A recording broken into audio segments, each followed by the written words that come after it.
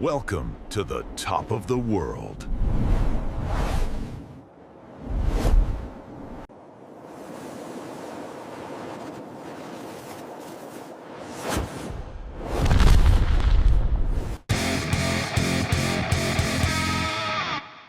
Hello and welcome to Top of the World.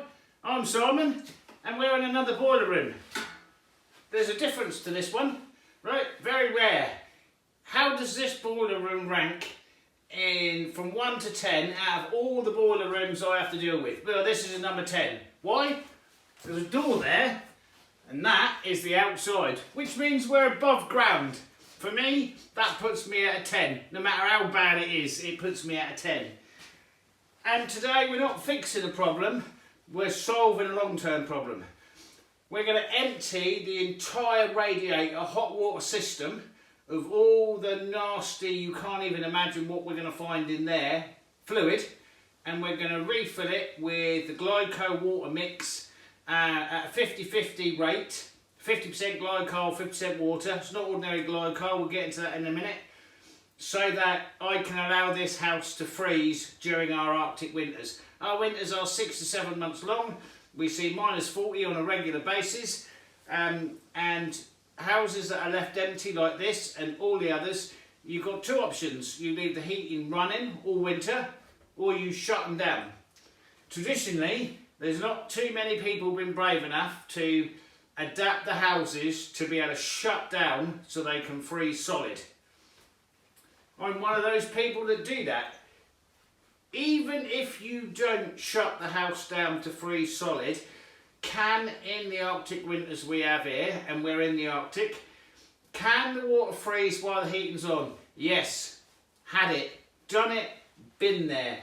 Even the hot water flowing through the concrete eventually gets to a certain point where it cools, usually at a bend, to such an extent crystals form, it freezes in the concrete at a bend whether your heating's running or not.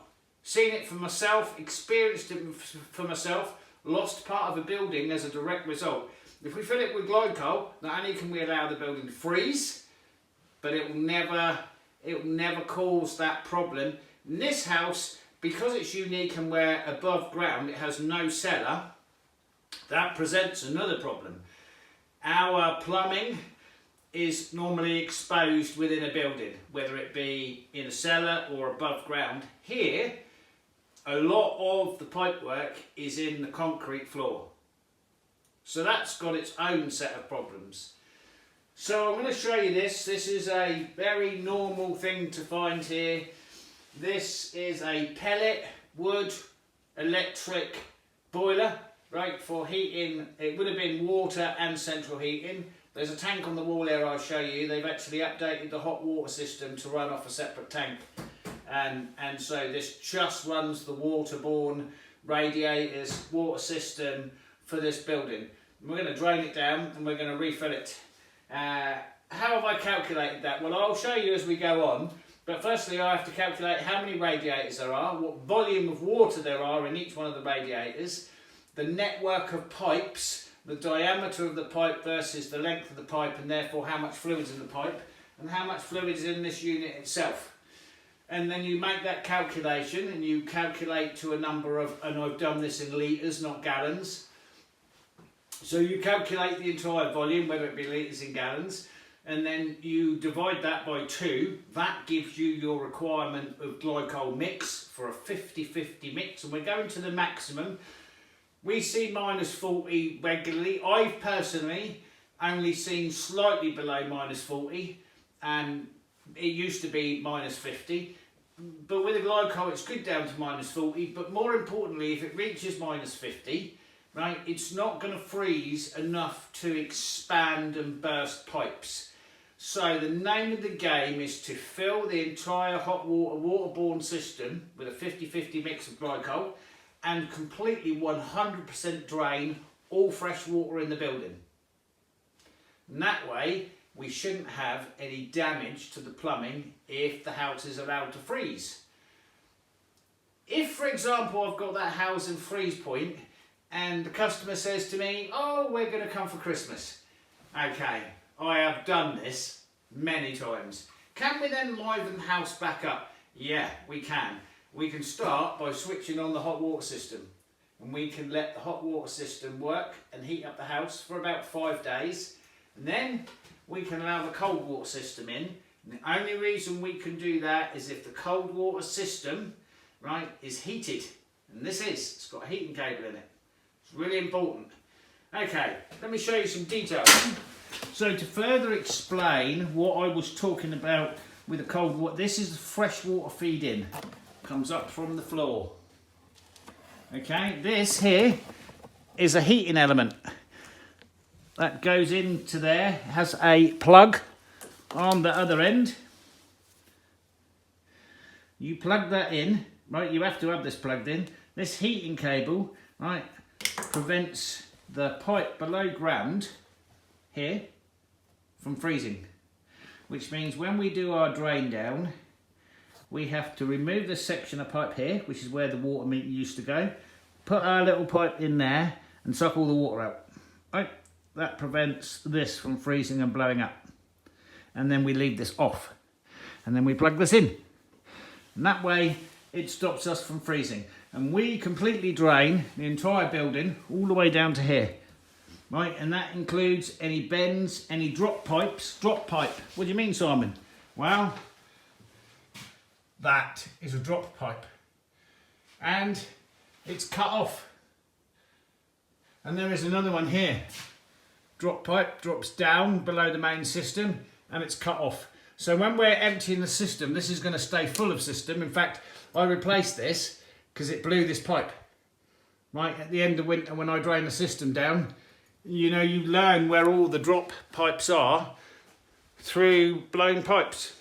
There's very little you can do about that. The houses generally are plumbed in the right way, but when you're preparing a house for the first time for freeze down, there are things, you know, there's a particular incident in a house where I've shown you where the worst plumbing in the world is. It's got a little drop tail.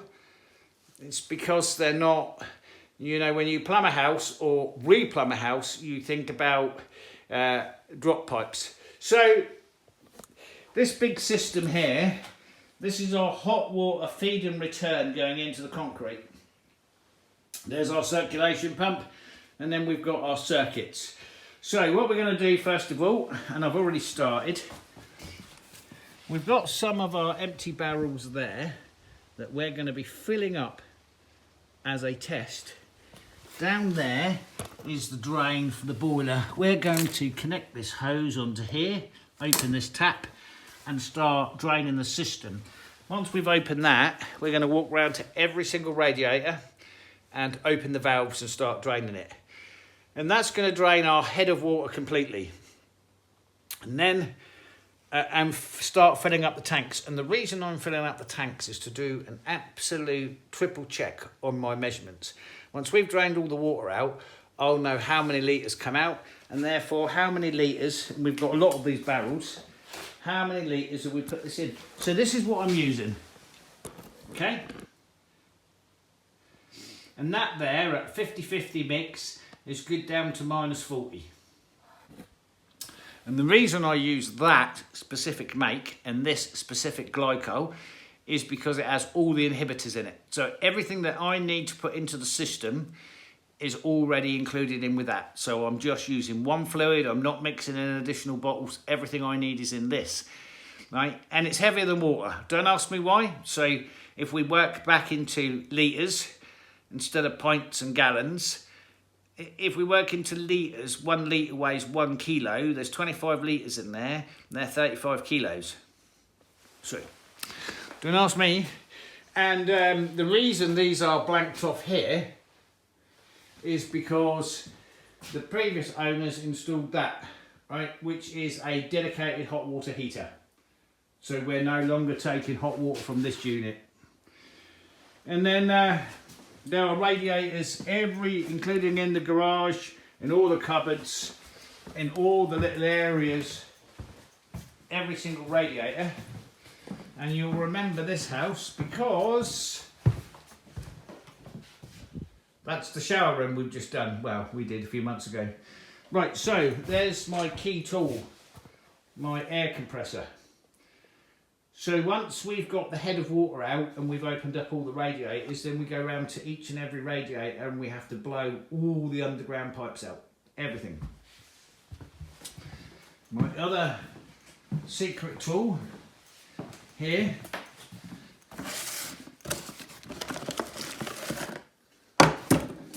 is my vacuum pump. Then once we've done that and we can't get the water moving anymore, we'll disconnect probably here and we'll drop a pipe down to the bottom of the bend and we'll suck everything out of the pipes underground. And that should leave us completely dry. At that point we know how many litres we've extracted and then exactly how many litres of the glycol we put in, and then we top the rest up with water, and then we have to mix the entire system, leave the pump on probably for 24 hours, circulate the entire thing, recheck, bleed any air, and then we're good to go. And that way we have our hot water system completely protected, and then we've only got to worry about our drains. So when you let a house freeze, every single trap, every single drain, everywhere possible that there could be any water lying, you have to put either glycol, normal glycol, in the drain, right? You can cheat and fill in with oil, cooking oil, an oil, but then that goes down the drain, right? So I use glycol, and then that gets flushed down. The environmental glycol we use in the drains to stop the drains, because they'll just smash. Everything underground will just smash. Let's make a start by connecting up this hose and opening up that valve. Are we going to experience some kind of leakage? Always.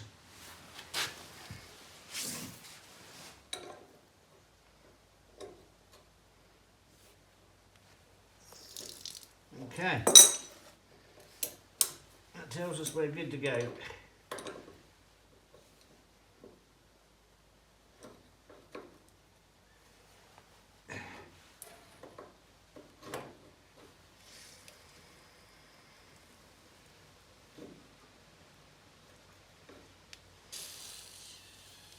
It's actually leaking down there more than I'd like.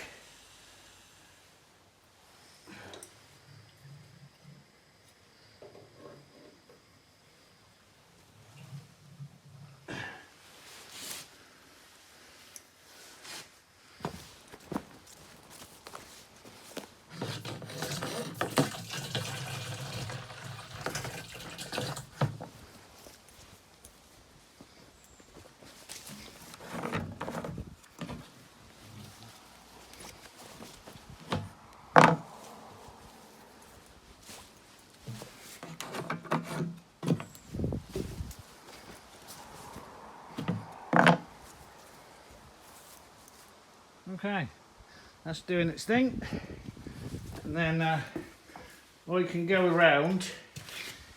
Yeah, that's only reduced to a drip now. You can hear air. I'm going to go around and start undoing all the radiators. Somewhere in my pocket.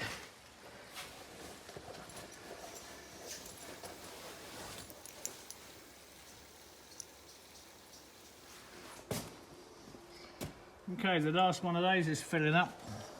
So the water, the more it drains, the dirtier it's getting. So that's 150 litres there so far.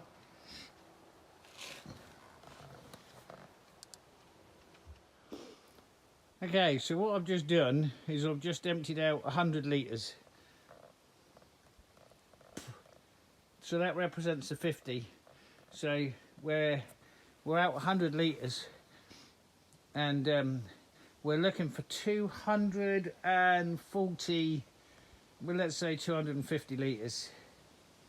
So we need another 100 litres out the system, which is that barrel, that barrel, that barrel, that barrel filled back up, which I've just emptied there because it's only water.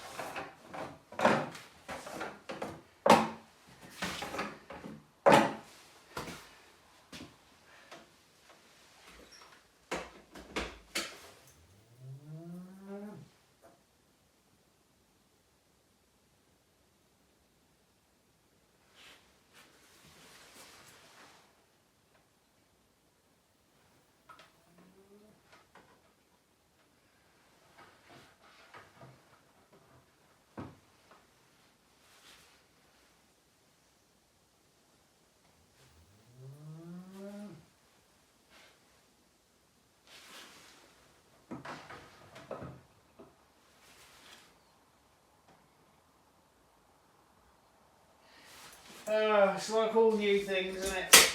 I mean, it's enough to drive you. It's enough to drive you nuts. Right. So here's the plan, which is not working right just at the minute. We've got one hose connected to the inlet here. Right, this comes down, goes to the pump, another hose in the barrel. So the theory is it pumps all of that in through there and fills the system. Since we've taken off the hose, emptied that and locked it back off.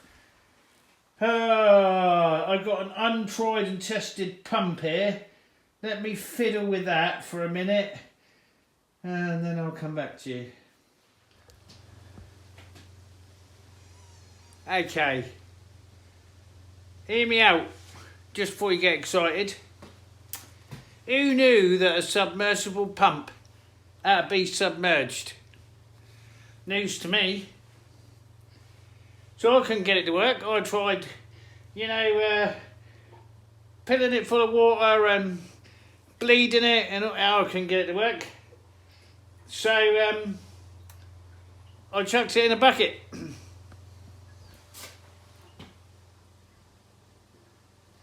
Now it works. And we can hear the bubbles. Right, so clearly it is a submersible pump, even with freaking lights on it. And it's running. Okay. I never bought a submersible. Why would I get a pump? Buy a pump that has to be underwater to work? Right, that's ridiculous, right? Unless you needed a pump to be... Well, I didn't.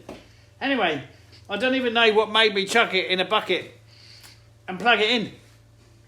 Because I couldn't think of anything else. And the trouble with that pump is, you know, it's like... It's like giving a woman a brain. Careful, Simon. That's what it's like, right? Everything's going sweet, lovely, until you put a brain in it, right? Or in this case, a chip. And then it just decides it's going to do its own thing. And who knows what it's doing anymore? So, somebody has decided that pump needs a chip or a brain in it. I don't know what clever person come up with that. Anyway, now it just you can't control it. And I'm not saying you need to control women, because they're good at doing their own thing. Too much knowledge, too much information, and they don't really know what to do with it. And I'm not speaking about indoors, my Sarah, or any other women. I'm speaking about the women, you know, Ursula von der Leyen. That, no idea. Not a clue. Right, anyway, so off subject, I'm now going to fill this bucket, because look, that's going down. I'm now going to fill this bucket up and keep filling it up. And we can start pumping into the system. Then I need to go round and I need to start turning the radiators off. Otherwise we'll have glycol. Well, I don't know if we'll have glycol pouring out the radiators, because I don't know. I wouldn't have thought so, but some of the lower radiators you might. Anyway, I'm gonna chop this up.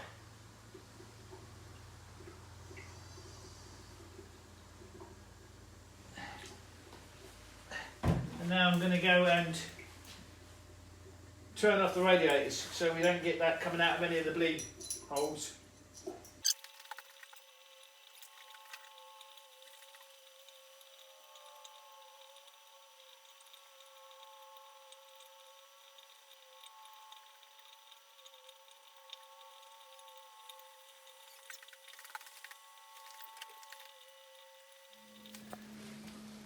We're a little over halfway through. I've got the pump cranked to the max. This there is the air pressure release. That's allowing the air out of the system here. And then I'm using the radiator in the new shower room, because that's the highest radiator to relieve the pressure. When we get this lot in, of course, we won't max the system out by half, so then we can fill it with fresh water, which at the moment we're filling through the pressure tank, right? And this is obviously mixed the water in there, so this is all glycol in there, that's going into the system. But this tap here, this is the fresh water feed where we're going to mix. So all we're doing, we have 0 pressure in the system at the moment. The black needle's on 0 because we're just still filling the tank at the moment with glycol, and then we'll use the circulation pump there, right, to start pushing it, and then we'll have it on and mix it. And what we'll do is we'll leave that on for 48 hours, and I'm controlling that at the moment by its fuse. You'll see that one there, circ pump. So we'll turn it on, and then that will fire up the circulation pump, and that will pump for a bit, pump some round the system, but we'll use that to move all the air, and then individually we'll go and bleed the radiators, each and every one. And then what we'll do is we'll leave this running for a couple of days. And I say a couple of days is we're going to have a lot of rain. I have to cut the grass, but more importantly I have to cut the grass at the theatre, which is literally just round the corner. So we can leave the pump running for a few days to mix it all, get any remaining air out of the system, repressurise the system, re-bleed the system, and we're ready for winter then.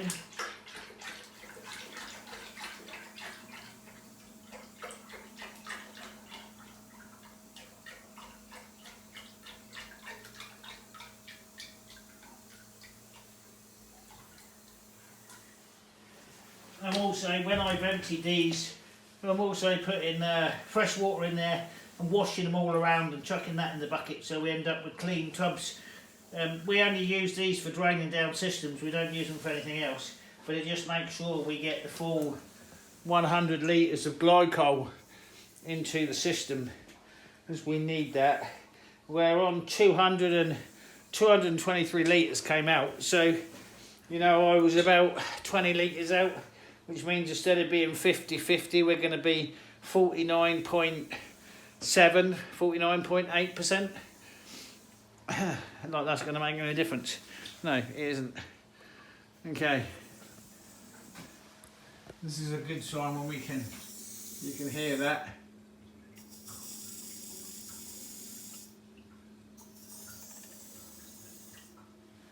I have maxed the pump out. I'm not sure what the flow rate is at max, but you can see it's moving it nicely. Yeah, submersible pumps in the water, or in glycol in this case. Okay, I'll fill the rest of this, and then I'll come back to you, and then we'll start filling with cold water, and we've still got to put again another 120 odd litres of water in there to pressurise the system. We won't get that in there because of the air. We'll have to go and let that, we'll pressurise the system, then we'll bleed the radiators. That's an extra one.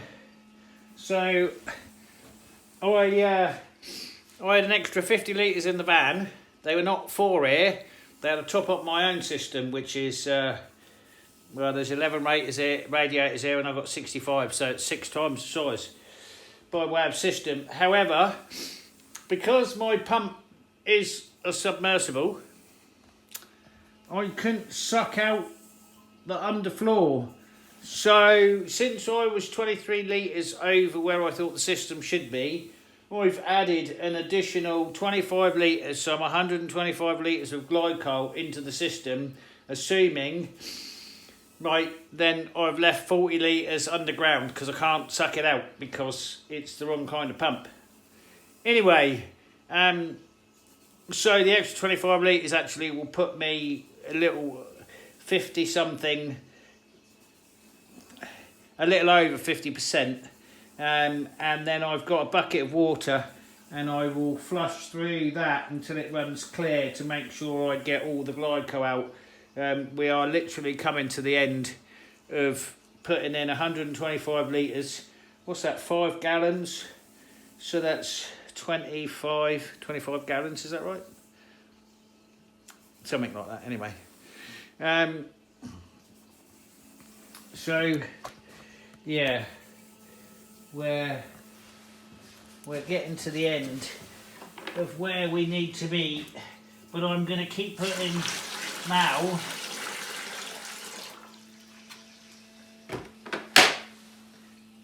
water into this glycol that's in this bucket until it's clear, so I've got all the glycol in the system, for 2 reasons really: to make sure I've got all the glycol in the system, and that you don't want this anywhere else. This, you know, like all glycol, highly poisonous. I can't stress enough how dangerous this stuff is to life, human, animal life, and it tastes sweet.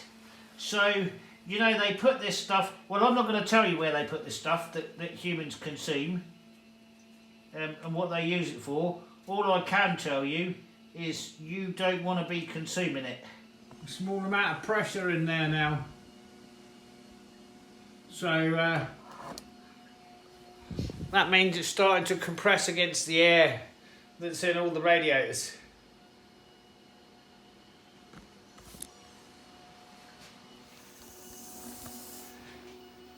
I've got the circulation pump on. That's bleeding out of there. We got pressure there. I reckon we got purge air pressure at the top, and we can easily find that out, because that's getting slower and slower, by temporarily switching the pump off. We should get a huge air blowback.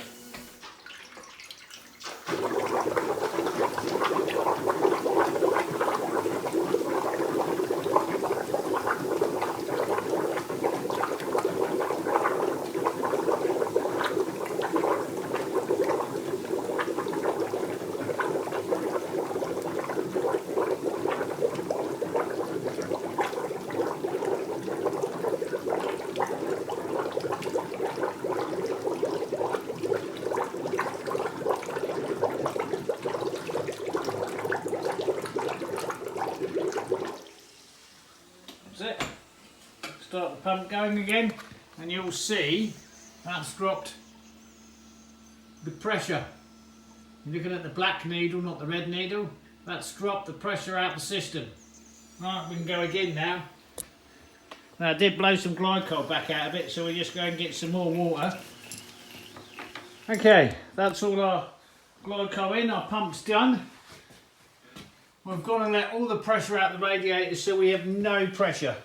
So, now what we do is we add pressure and fresh water with this tap here.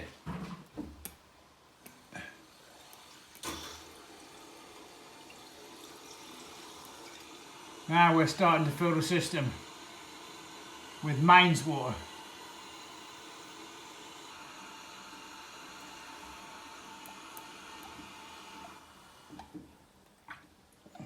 And we're still getting air out of this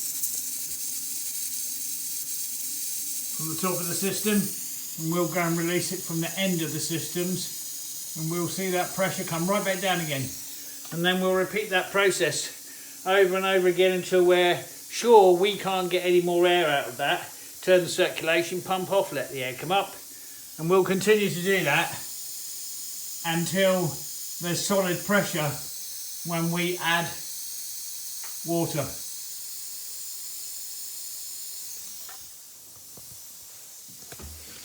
And so it takes a while. This here is the very head of the system. So, providing I keep letting air out the top of all the heating elements, the radiators, then as I'm pressurising the any air that's in the pipes in the system under the floor or in the tank is all going to come out of this pressure release valve here, if I put my finger over it, it stops the air coming out. So how this works is there's a float in here, and the float's at the bottom, and it's allowing the air to bypass it. When this fills up with water, it will move the float up, and it will seal that. And it's specifically designed. This is the pressure release valve, this is the air release valve. So when the system overpressures, there's a spring in there, blows that, and the water comes, the pressure comes out of here, and down there, right? And that's not in there because I ever pressurised the system, that's in there so that I tested the spring. If you just turn that, it just does an automatic release if you want to release pressure out the system. So I've taken this up to just under the red line several times, and then it releases the pressure by releasing the air. And we'll continue to do that and bleed the radiators until there's no more air. And then we'll switch the circulation pump on. I have had it running. I've switched it off again because it's allowing the air to come out easier. I got that running, maxed out. I got the pressure there.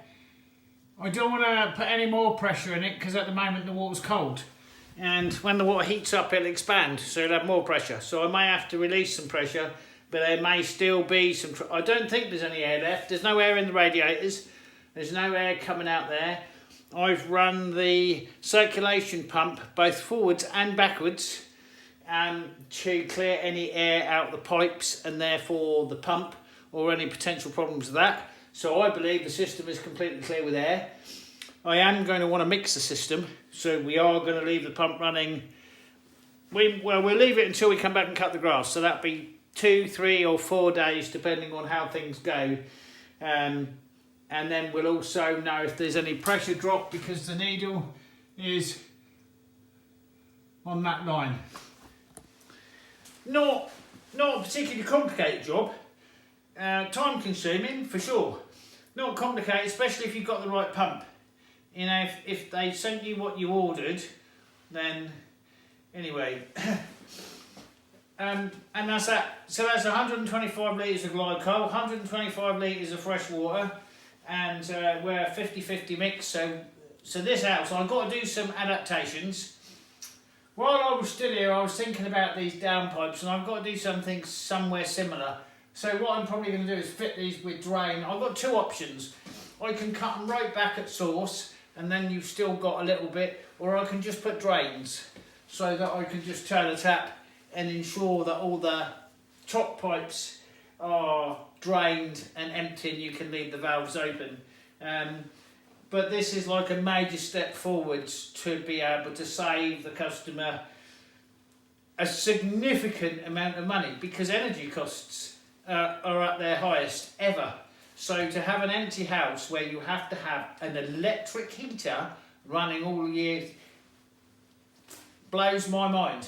Blows my mind. It's the difference between making the house economic and definitely not. You see that's moved down slightly, let that bit of air out. So that's a good thing. We'll have plenty of opportunity to make 100% sure that's clear of any air before winter sets in. And I know it's mid-July and I'm talking about winter, right? And for most of you, that is so far away, you're not even thinking about it. But for me, it's on my mind, and it's coming quickly. So where are we? Mid-July, mid-August, mid-September. We're 3 months away from the start of winter. 4, 8, 12 weeks. So, there we go. This one is now done and secure. We're going to leave the pump running. We'll come back and we'll check on that. Thank you for watching. Really appreciate it. I hope you all have a good day. Bye for now.